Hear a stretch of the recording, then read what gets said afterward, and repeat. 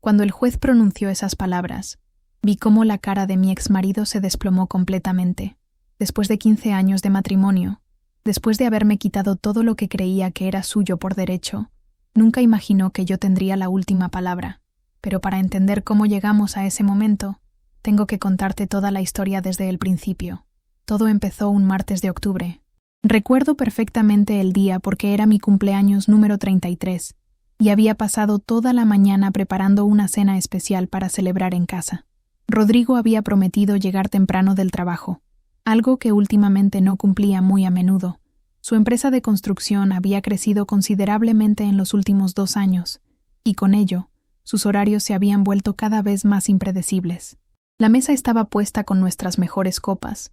Había comprado vino tinto en la bodega de la esquina, y el aroma del cordero que había estado cocinando durante 3 horas llenaba toda la casa, nuestra casa, esa casa de 2 pisos en las afueras de Madrid que habíamos comprado cuando cumplimos 5 años de casados, con el jardín pequeño donde Rodrigo había prometido que plantaríamos rosales, y donde yo soñaba con que algún día jugarían nuestros hijos.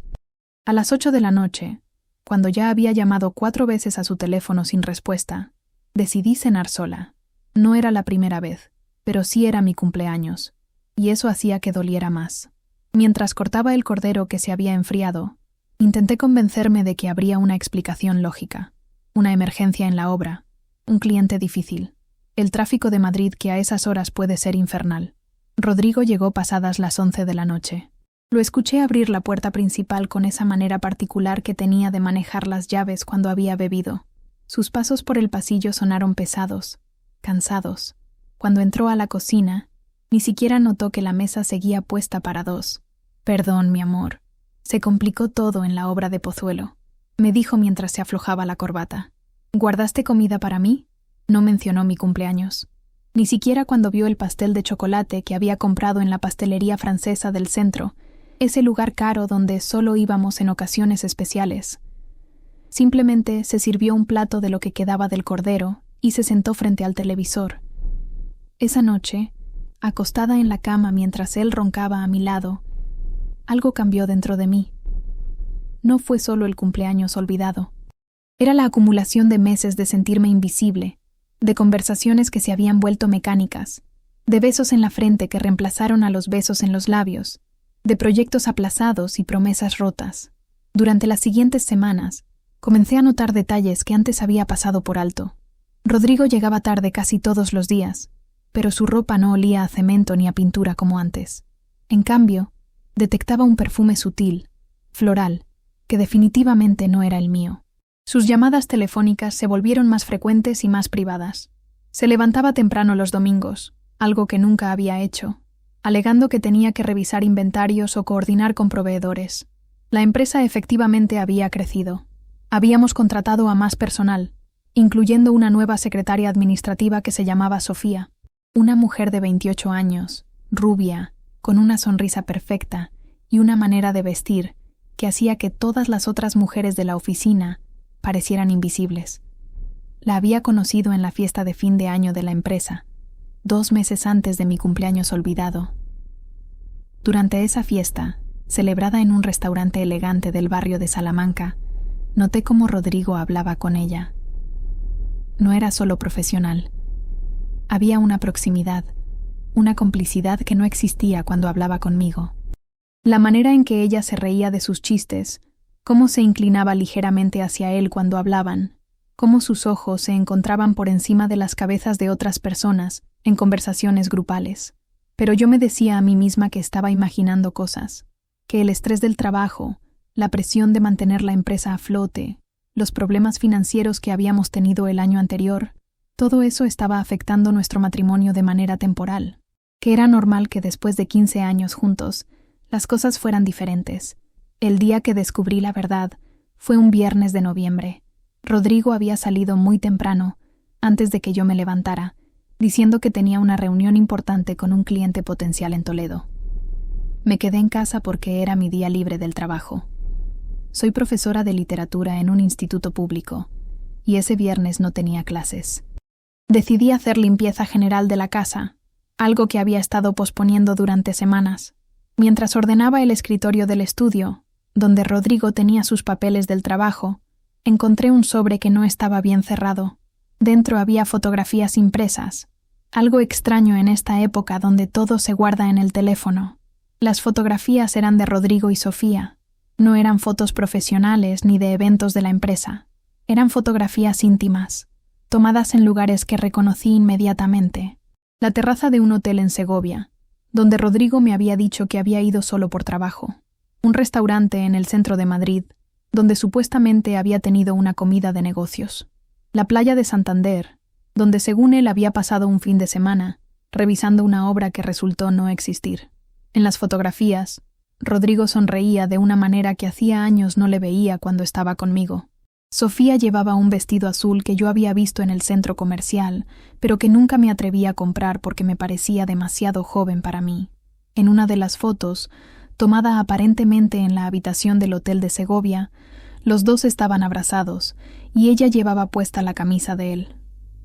Me senté en el suelo del estudio, con las fotografías esparcidas a mi alrededor, y lloré como no había llorado desde que murió mi padre 5 años atrás. No era solo la traición. Era la humillación de haberme mentido tan elaboradamente, de haber sido tan ingenua, de haber estado viviendo una farsa durante meses sin darme cuenta. Cuando Rodrigo llegó esa noche, las fotografías estaban sobre la mesa de la cocina. No dije nada cuando entró. Simplemente las señalé con la mano y esperé. «Elena, puedo explicártelo», me dijo. Pero su voz sonaba vacía, sin convicción. Era la voz de alguien que había sido descubierto y que sabía que no había excusas posibles. «¿Cuánto tiempo?», le pregunté. 4 meses. 4 meses. Eso significaba que había comenzado incluso antes de mi cumpleaños olvidado. Significaba que mientras yo me preocupaba por nuestro matrimonio, por recuperar la conexión que sentía que estábamos perdiendo, él ya estaba construyendo una nueva vida con otra persona. «¿La amas? Elena, no hagas esto más difícil. ¿La amas?», repetí. Sí, esa palabra, pronunciada con tanta simplicidad y honestidad brutal, fue como un puñal en el pecho. Pero también fue liberadora, porque confirmó lo que en el fondo ya sabía, y me dio la claridad que necesitaba para entender que no había marcha atrás. «Quiero que te vayas de casa esta noche», le dije. «Elena, podemos hablar de esto. Podemos ir a terapia. Podemos intentar. Esta noche». Rodrigo empacó 2 maletas mientras yo me quedé en la cocina, bebiendo té y tratando de procesar todo lo que estaba pasando. Escuchaba sus pasos por la casa, el sonido de cajones abriéndose y cerrándose, el ruido de la ducha. Cuando bajó con las maletas, se detuvo en la puerta de la cocina. «Elena, lo siento muchísimo. Nunca quise que pasara esto. Pero pasó. Sí, pero no quiero que esto termine mal entre nosotros. Podemos manejar el divorcio de manera civilizada. Podemos repartir todo de forma justa». En ese momento, todavía creía en la honestidad. Todavía pensaba que después de 15 años juntos, después de haber construido una vida y una empresa lado a lado, Rodrigo mantendría algo de respeto hacia mí. Todavía no sabía hasta dónde estaba dispuesto a llegar para quedarse con todo lo que habíamos construido juntos. «Está bien», le dije. «Hablaremos cuando las cosas se calmen un poco». Esa fue la última conversación civilizada que tuvimos. 3 días después, cuando fui al banco para revisar nuestras cuentas compartidas, descubrí que Rodrigo había transferido todo el dinero a cuentas nuevas que había abierto solo a su nombre. 53.000 euros que habíamos ahorrado durante años para la reforma de la casa, para unas vacaciones especiales, para los hijos que nunca llegaron. Todo había desaparecido. Cuando llamé a su teléfono para pedirle explicaciones, me respondió con una frialdad que no le conocía. «Elena, el dinero proviene principalmente de las ganancias de la empresa. Yo soy el propietario mayoritario, así que técnicamente es mío. Rodrigo, ese dinero es de los dos. Lo ahorramos juntos durante años. Mi abogado dice que tengo derecho a proteger los activos de la empresa durante el proceso de divorcio». «¿Tu abogado? ¿Ya tienes abogado?» «Elena, esto no tiene por qué ser complicado.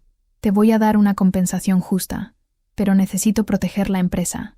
La empresa, nuestra empresa. La empresa que habíamos fundado juntos cuando llevábamos 5 años casados.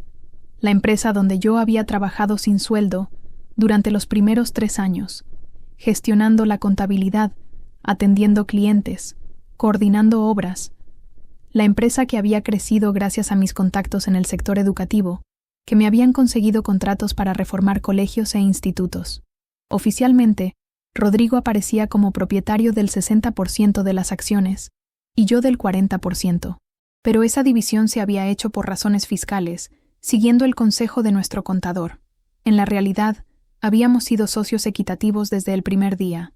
Ahora, con la ayuda de su nuevo abogado, Rodrigo estaba utilizando esa diferencia de porcentajes para justificar que se quedara con todo, no solo con la empresa, sino también con la casa, que estaba registrada a nombre de la sociedad como sede social y vivienda del director general.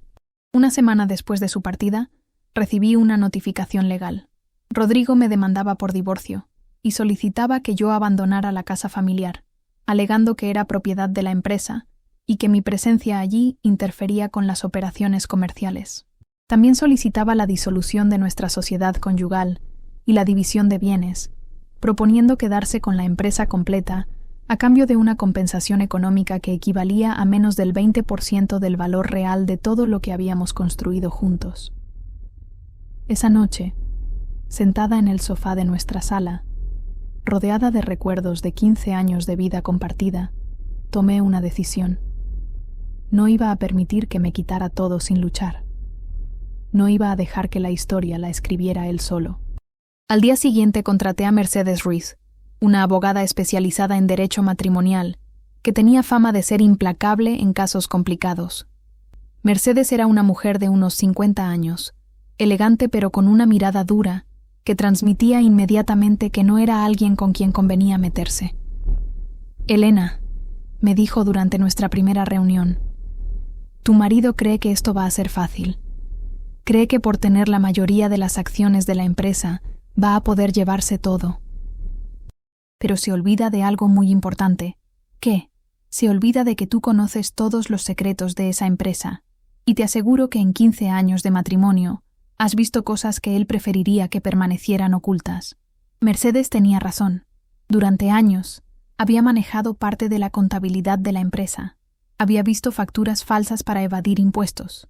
Había sido testigo de acuerdos en negro con subcontratistas. Había ayudado a ocultar ingresos para conseguir subvenciones públicas que estaban destinadas a pequeñas empresas. Había guardado silencio sobre todo eso porque creía que estábamos construyendo juntos nuestro futuro. Pero ahora el futuro había cambiado. Durante las siguientes semanas, mientras Rodrigo vivía su nueva vida con Sofía en un apartamento elegante del centro de Madrid, yo me dediqué a recopilar evidencias.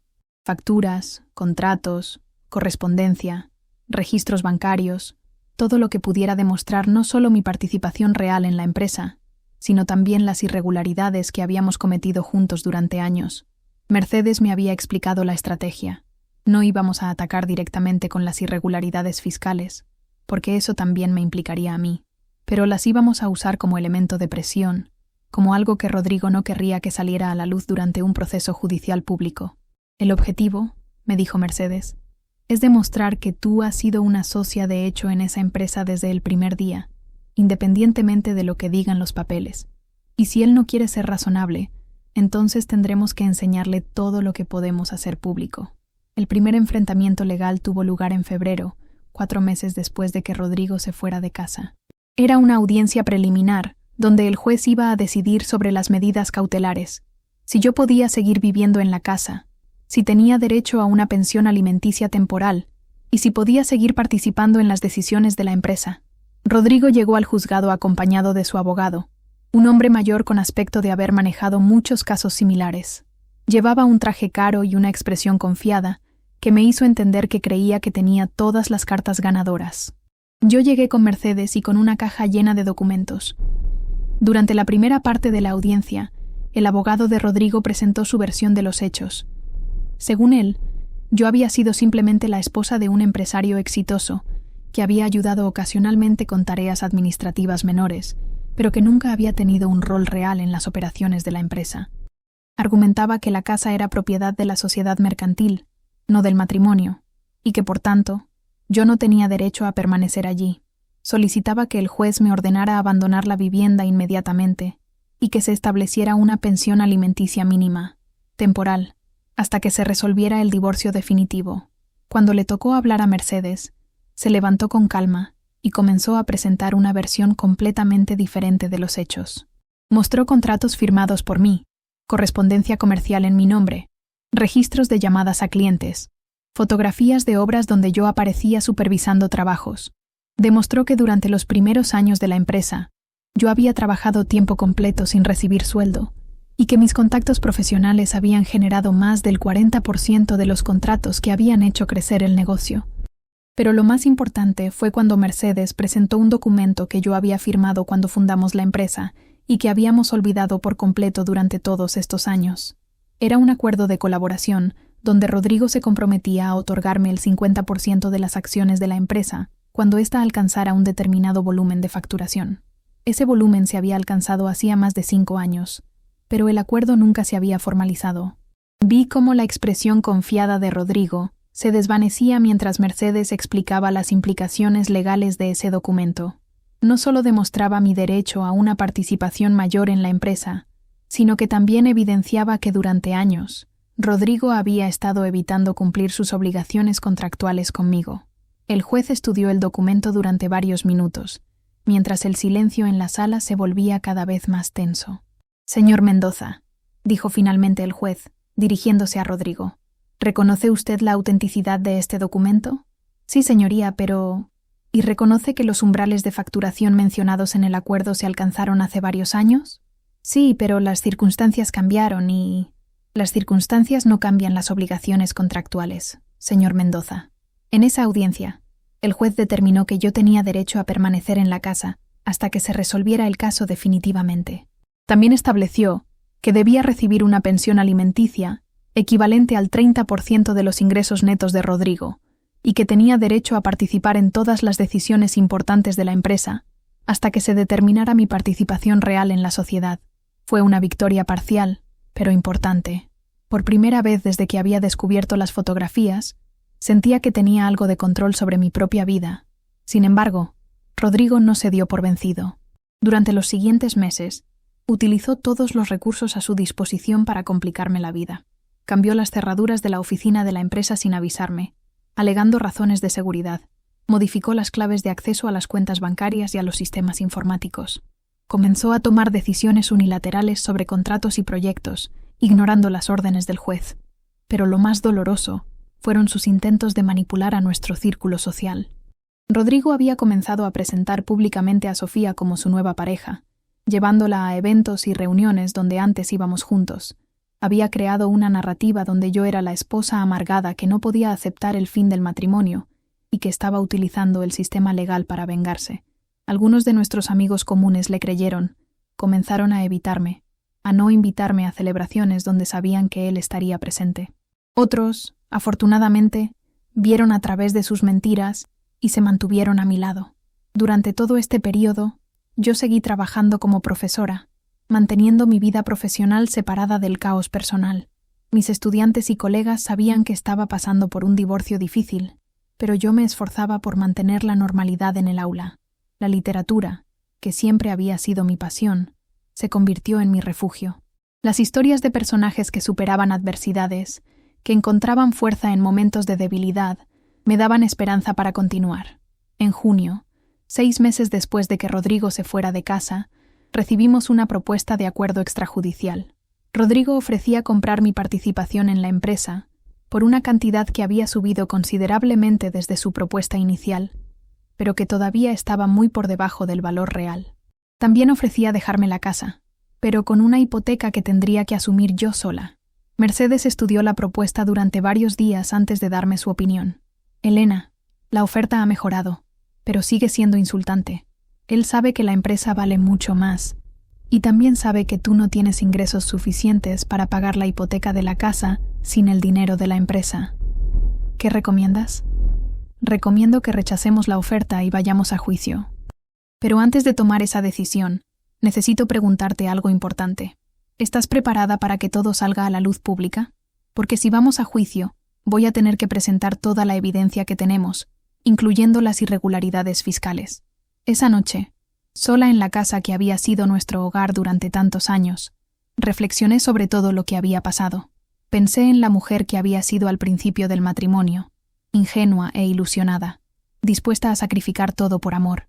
Pensé en la mujer que había descubierto las fotografías, destrozada y humillada, y pensé en la mujer en la que me había convertido durante estos meses de lucha, más fuerte, más consciente de mi valor, menos dispuesta a aceptar injusticias. Al día siguiente llamé a Mercedes y le dije que rechazáramos la propuesta. «Vamos a juicio», le dije. «Es hora de que Rodrigo entienda que conmigo no se juega». El juicio estaba programado para octubre, casi un año después de aquella noche, cuando Rodrigo había empacado sus maletas. Durante los meses de preparación, Mercedes y yo trabajamos incansablemente para construir nuestro caso. Recopilamos testimonios de empleados, clientes y proveedores que podían confirmar mi rol en la empresa. Conseguimos peritajes económicos que demostraban el verdadero valor de los activos.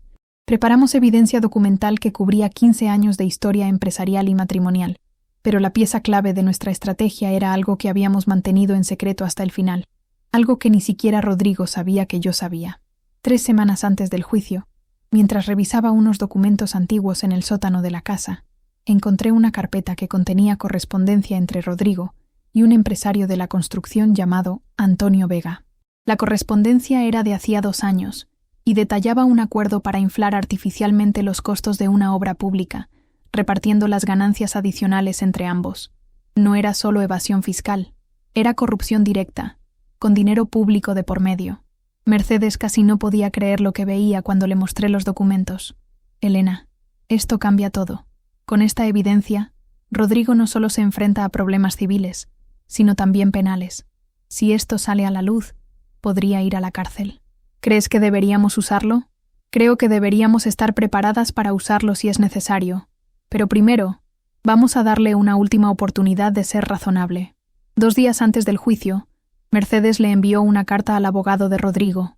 En la carta, no mencionábamos específicamente la correspondencia con Vega, pero sí hacíamos referencia a nueva evidencia de irregularidades graves que podrían tener implicaciones penales más allá del ámbito civil del presente caso. La respuesta llegó al día siguiente. Rodrigo solicitaba una reunión urgente para discutir un posible acuerdo. Nos encontramos en el despacho de Mercedes un viernes por la tarde. Rodrigo llegó acompañado de su abogado, pero su actitud era completamente diferente a la de los encuentros anteriores. Ya no tenía esa confianza arrogante.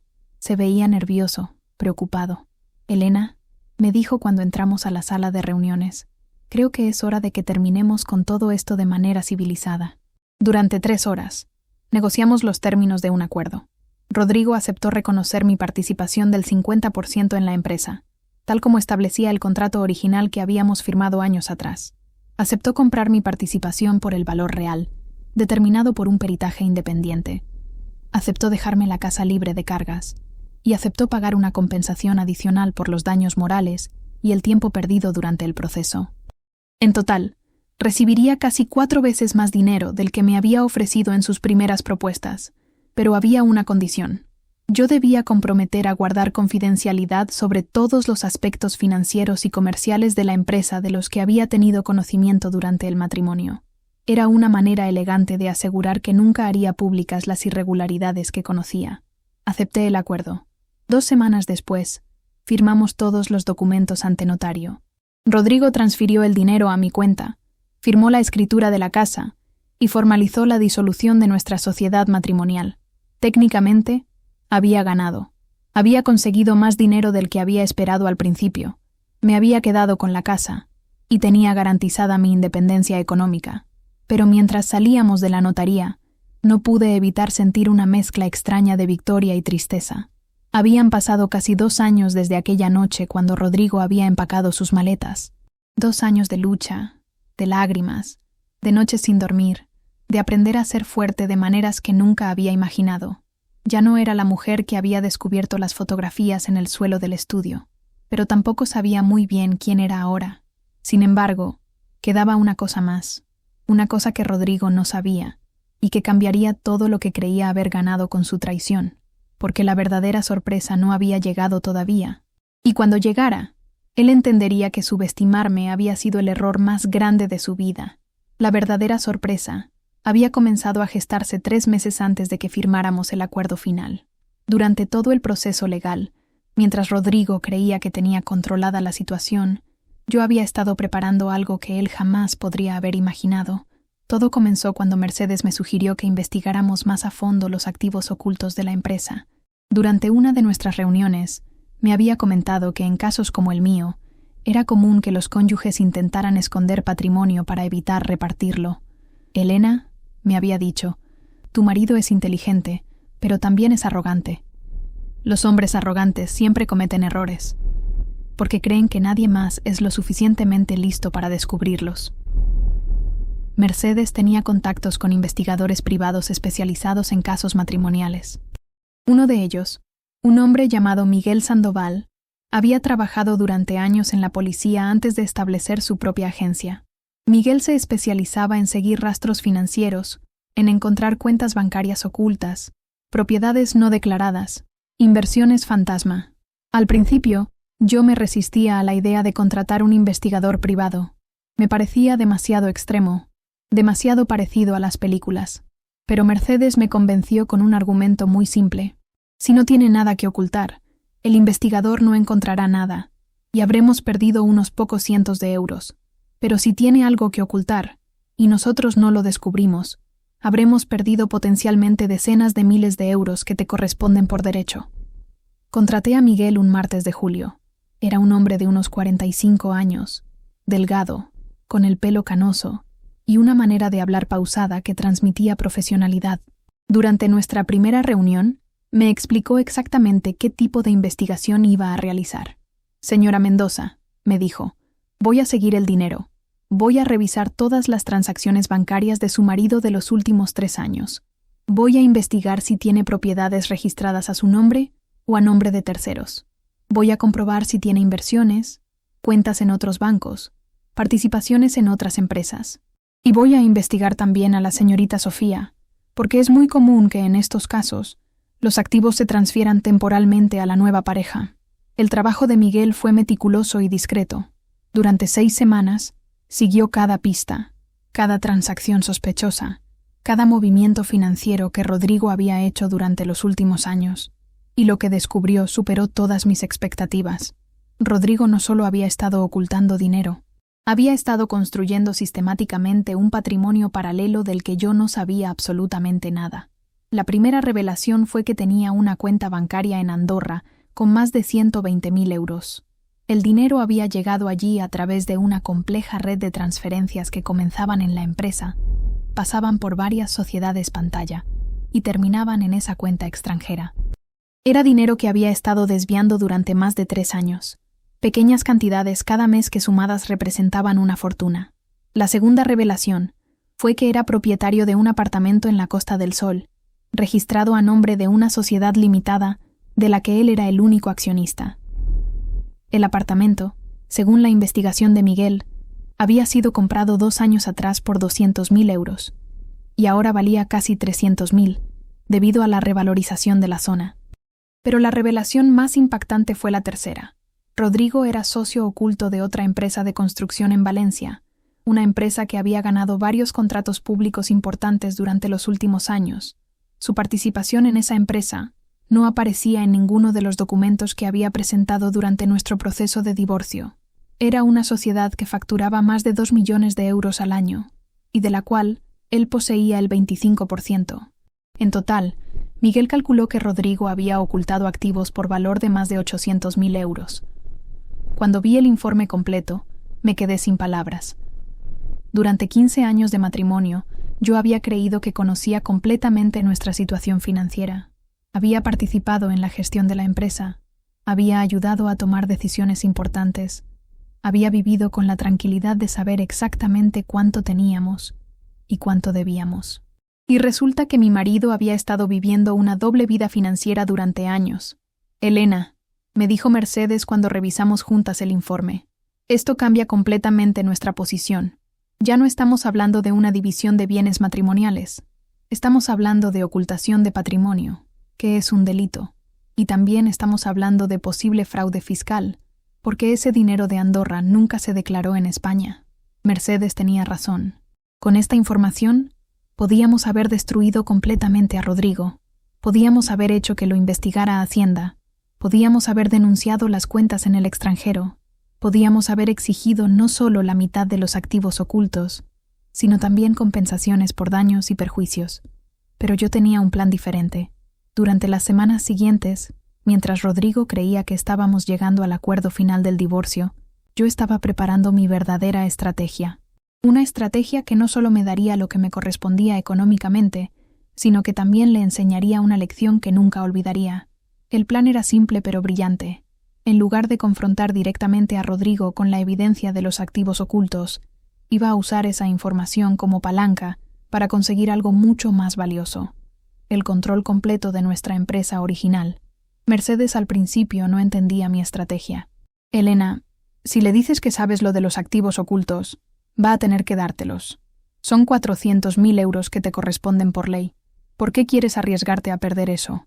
Porque la empresa vale mucho más que 400.000 euros, le expliqué. Y porque quiero que aprenda que subestimarme fue el peor error de su vida. Mi plan requería paciencia y timing perfecto.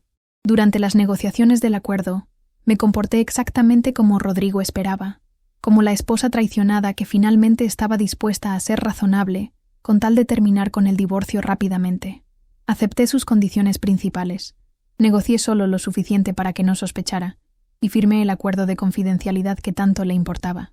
Rodrigo salió de la notaría convencido de que había ganado.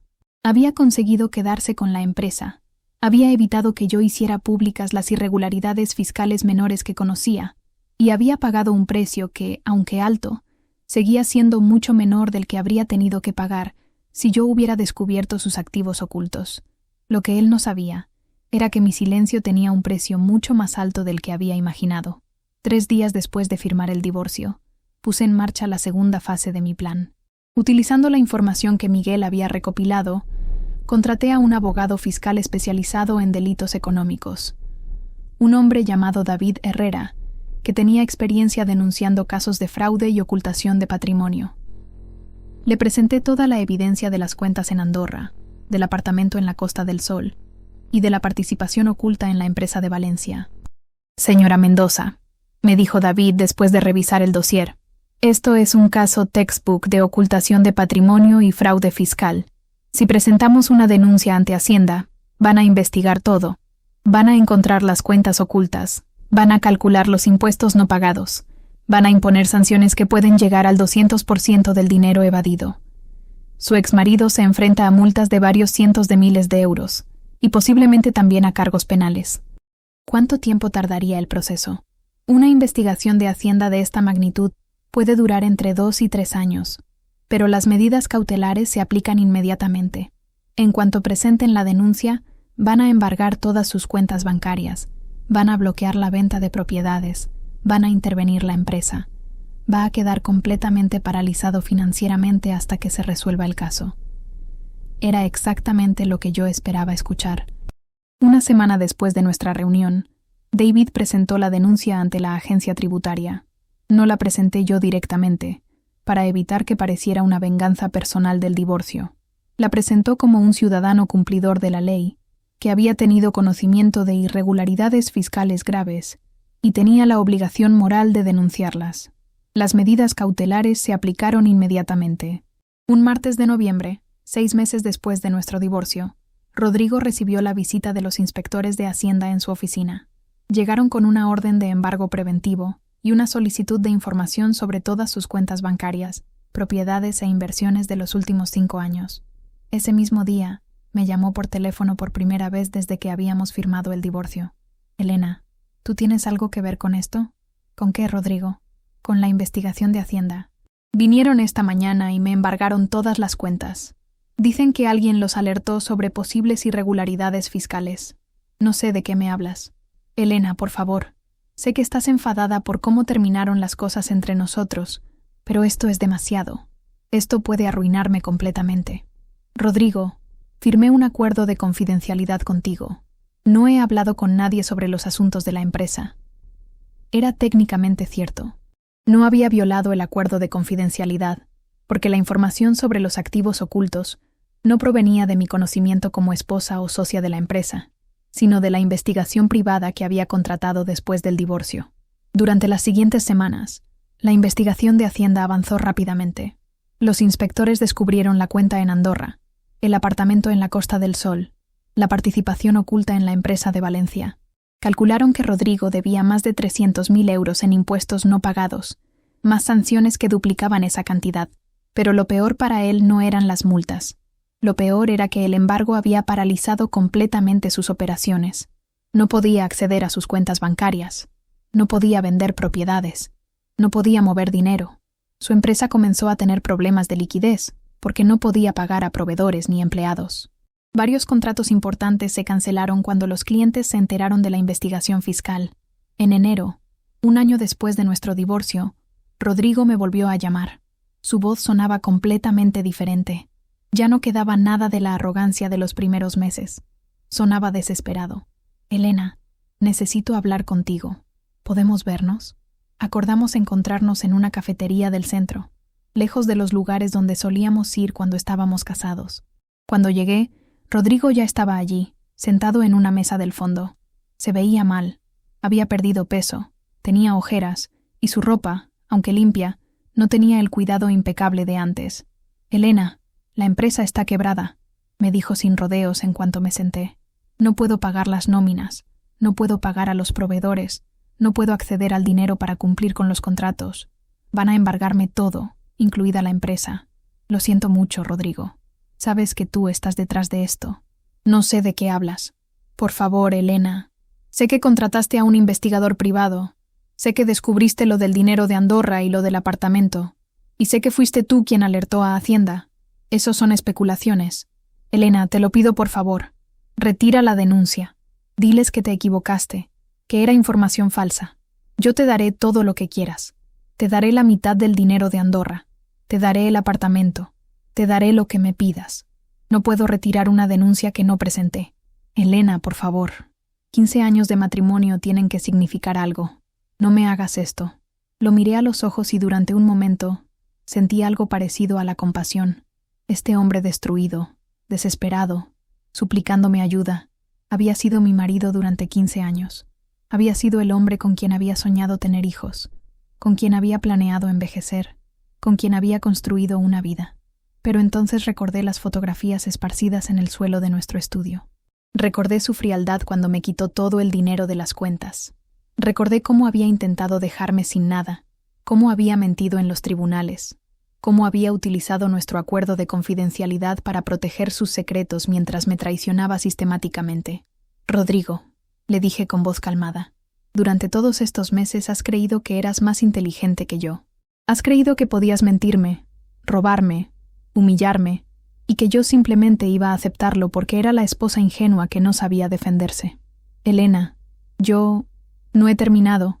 Has creído que firmando un acuerdo de confidencialidad me ibas a silenciar para siempre, que iba a guardar tus secretos mientras tú vivías feliz con tu nueva mujer, disfrutando del dinero que habíamos ganado juntos y del dinero que habías escondido de mí durante años. Elena, por favor. Pero te equivocaste. Te equivocaste porque nunca me conociste realmente. Nunca entendiste de qué era capaz cuando me empujan contra la pared.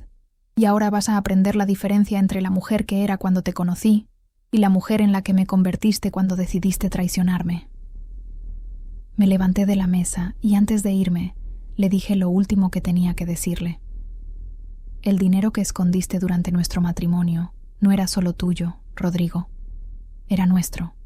Y si hubieras sido honesto desde el principio, si hubieras respetado los 15 años que pasamos juntos, yo habría sido generosa contigo, pero elegiste tratarme como a una idiota, y ahora vas a pagar las consecuencias de esa decisión. Salí de la cafetería y nunca más volví a hablar con él. La investigación de Hacienda concluyó 6 meses después. Rodrigo fue condenado a pagar más de 600.000 euros en impuestos, sanciones e intereses de demora.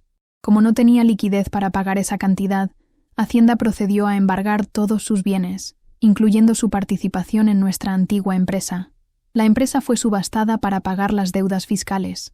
Yo, utilizando parte del dinero que había conseguido en nuestro acuerdo de divorcio, me presenté a la subasta y compré la empresa por una fracción de su valor real. En septiembre de ese año, 2 años después de haber descubierto las fotografías en el estudio, yo era la propietaria única de la empresa de construcción que habíamos fundado juntos 15 años atrás. Rodrigo perdió todo: la empresa, las cuentas bancarias, el apartamento de la costa, su participación en la empresa de Valencia. También perdió a Sofía, quien lo abandonó en cuanto se enteró de los problemas financieros.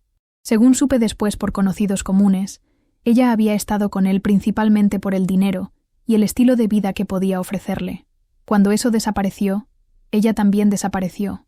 La última vez que supe de Rodrigo, estaba trabajando como empleado en una empresa de construcción en las afueras de Madrid. Había pasado de ser el dueño próspero de un negocio exitoso a ser un trabajador más, intentando reconstruir su vida desde cero a los 48 años. En cuanto a mí, la empresa bajo mi dirección ha crecido más en los últimos 2 años que en los 5 años anteriores. He contratado empleados nuevos, he desarrollado nuevos servicios, he conseguido contratos importantes con instituciones educativas y organismos públicos. He demostrado que no era solo la esposa del empresario, sino que tenía las habilidades y la visión para dirigir el negocio por mi cuenta. Pero lo más importante es lo que he descubierto sobre mí misma durante este proceso. He descubierto que soy mucho más fuerte de lo que creía. He aprendido que la paciencia estratégica puede ser más poderosa que la confrontación directa. He entendido que conocerme a mí misma y valorar mis propias capacidades es más importante que depender de la validación de otra persona. También he aprendido que la venganza, cuando se ejecuta correctamente, no es un plato que se sirve frío. Es un plato que se sirve con precisión quirúrgica, en el momento exacto, y de la manera que cause el máximo impacto educativo. Hace 6 meses, mientras revisaba los libros de contabilidad de la empresa en mi nueva oficina, encontré una fotografía que Rodrigo había dejado olvidada en uno de los cajones. Era una foto de nosotros dos, tomada durante nuestro 10º aniversario de bodas, 5 años antes de que todo se desmoronara. En la fotografía, los dos sonreímos, abrazados, con la inocencia de quienes creen que su amor durará para siempre. Miré esa fotografía durante varios minutos, recordando a la mujer que había sido entonces.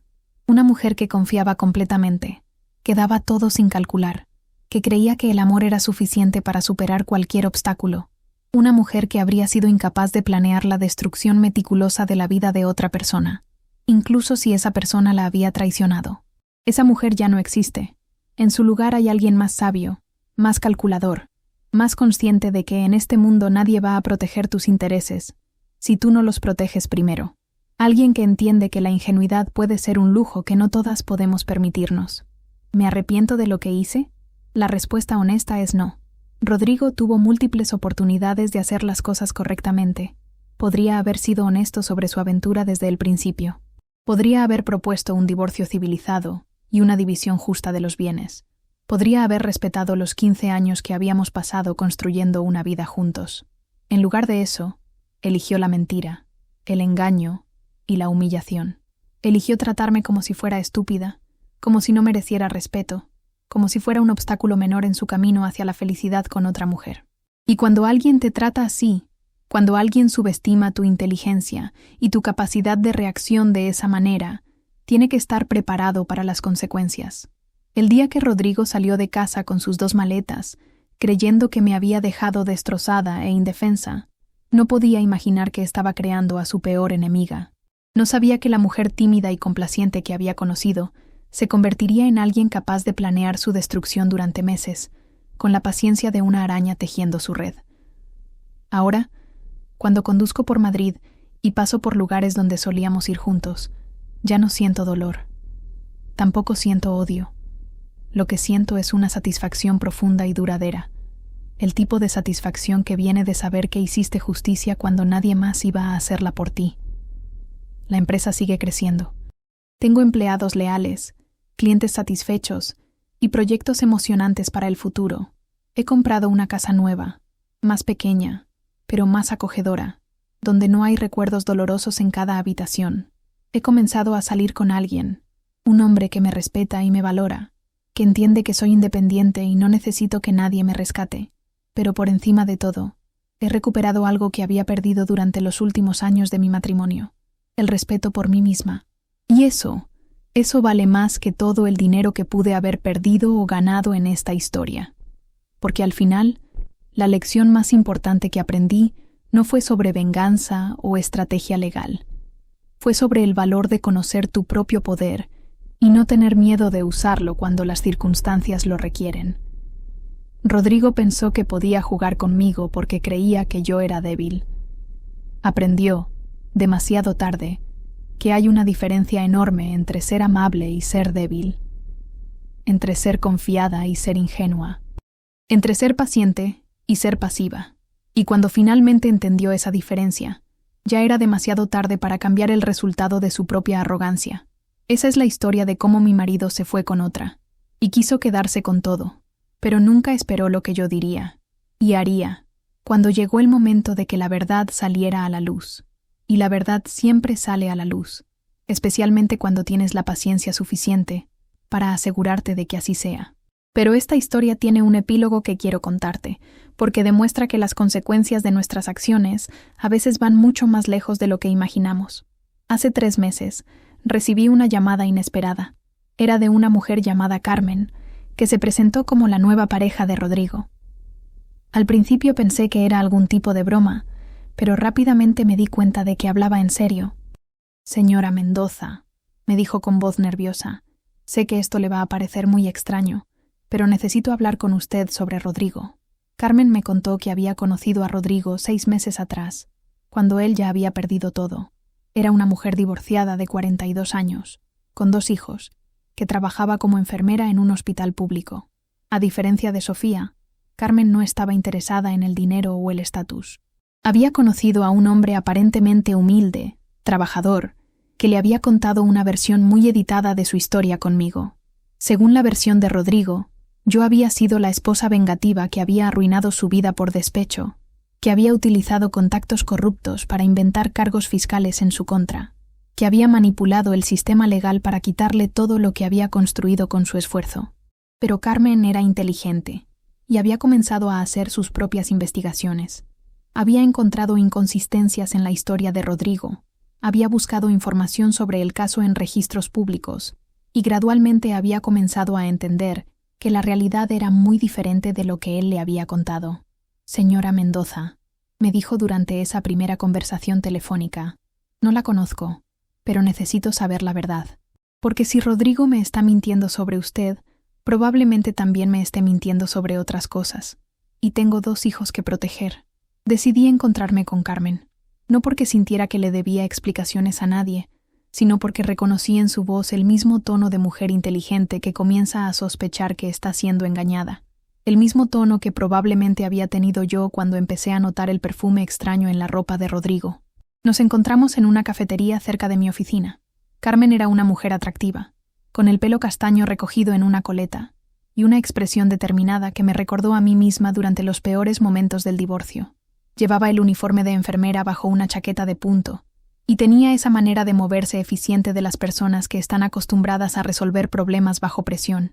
Durante 2 horas, le conté toda la historia real.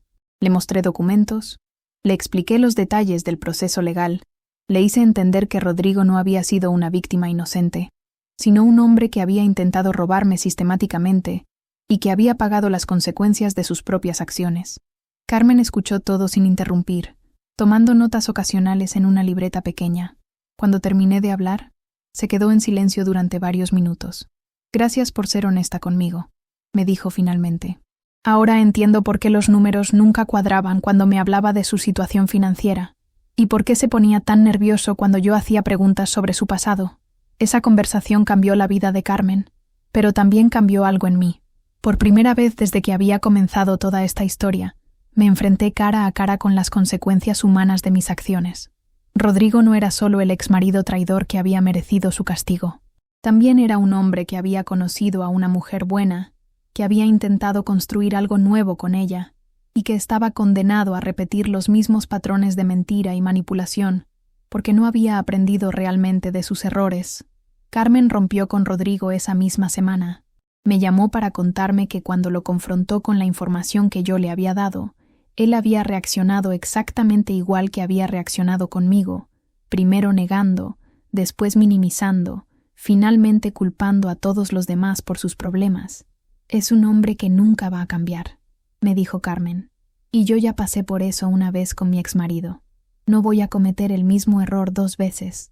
pero la conversación con Carmen me hizo reflexionar sobre algo que no había considerado antes. Mi venganza había sido perfecta en términos de justicia legal y económica. Había recuperado lo que era mío. Había castigado a quien me había traicionado. Había demostrado que no era la mujer indefensa que él creía. Sin embargo, no había servido para que Rodrigo aprendiera realmente de sus errores. No lo había convertido en mejor persona. Simplemente lo había obligado a ser más cuidadoso con sus mentiras, más sutil en sus manipulaciones. Y eso me llevó a una conclusión inesperada. La venganza perfecta no es necesariamente la que causa más daño, sino la que enseña las lecciones correctas. Y en el caso de Rodrigo, yo había ganado la batalla, pero él había perdido la oportunidad de convertirse en alguien mejor. ¿Me arrepiento por eso? No exactamente. Rodrigo tuvo múltiples oportunidades de elegir la honestidad y el respeto, y consistentemente eligió lo contrario. Las consecuencias de esas decisiones fueron inevitables, con o sin mi intervención. Pero sí me ha hecho más consciente de que cuando decidimos hacer justicia por nuestra cuenta, también asumimos la responsabilidad de las ondas que esa justicia crea en las vidas de otras personas. Y esa es una responsabilidad que no se debe tomar a la ligera. Hoy, 3 años después de haber descubierto las fotografías en el suelo de mi estudio, soy una mujer completamente diferente, más fuerte, más sabia, más consciente de mi propio poder, pero también más consciente de que el poder, usado incorrectamente, puede convertirte en aquello que una vez combatiste. La diferencia es que yo elegí usar mi poder para recuperar lo que me correspondía por derecho, no para quitarle a alguien más lo que no me pertenecía. Elegí la justicia, no la crueldad. Y esa diferencia, aunque sutil, es lo que me permite dormir tranquila por las noches. Y cuando jóvenes mujeres me preguntan cómo tuve el valor de enfrentarme a alguien que creía que podía manipularme y robarme, siempre les digo lo mismo. El valor no se trata de no tener miedo. Se trata de decidir que hay cosas más importantes que tu miedo, tu dignidad, tu futuro, tu derecho a ser tratada con respeto. Y cuando alguien decide quitarte esas cosas, tienes no solo el derecho, sino la obligación de luchar por recuperarlas. Porque al final, la lección más valiosa de toda esta historia no es sobre venganza o estrategia legal, es sobre la importancia de conocer tu propio valor y defender ese valor cuando alguien intenta pisotearlo. Esa es la diferencia entre sobrevivir y triunfar, entre ser víctima de las circunstancias y ser arquitecta de tu propio destino.